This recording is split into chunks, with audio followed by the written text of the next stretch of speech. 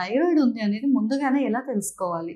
First thing, మీ ఫ్యామిలీలో ఎవరికైనా thyroid ఉందా అనేది ఫస్ట్ పాయింట్.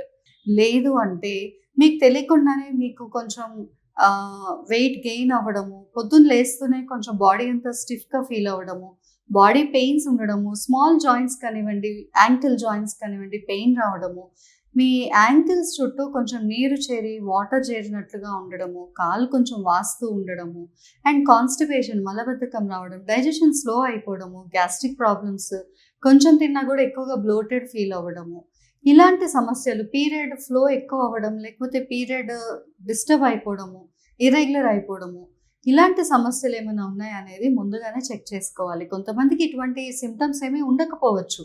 కానీ చాలా సివియర్‌గా యాక్ని రావడము, లేదా ఫేస్ మీద పిగ్మెంటేషన్, కలర్ మారిపోవడము, ఇలా ఇంకో టైప్ ఆఫ్ సెట్ ఆఫ్ సింప్టమ్స్‌లో కూడా వాళ్ళకి కనిపించొచ్చు.